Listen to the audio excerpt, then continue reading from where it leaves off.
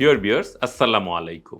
আমি ডাক্তার আব্দুল্লাহ আল ওয়াফি, জাতীয় orthopaedic hospital Agargaon, Dhaka, যেটা নিটোর নামে পরিচিত, সেখানে কর্মরত আছি।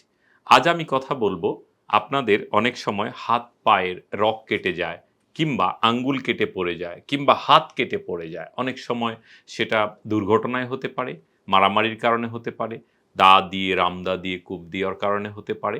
তো এই সময় আপনারা কি করবেন? এই ধরনের ইনজুরি হলে দ্রুততম সময়ে সেখানে শুকনো কাপড় দিয়ে বা গামছা দিয়ে সুন্দর করে পেঁচিয়ে রক্তপাত থামিয়ে দ্রুত কোনো যানবাহন বা অ্যাম্বুলেন্সে করে আমাদের শরণাপন্ন হবেন।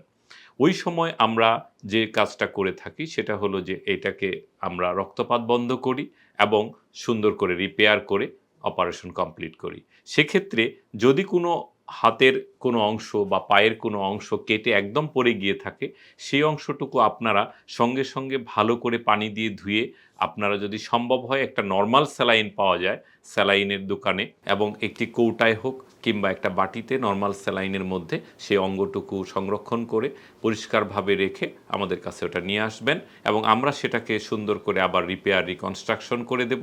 ইনশাআল্লাহ অনেক সময়ই এই অঙ্গটা বাঁচানো সম্ভব হয় এবং আমি সে অপারেশন করে থাকি। ধন্যবাদ সকলকে। আসসালামু আলাইকুম।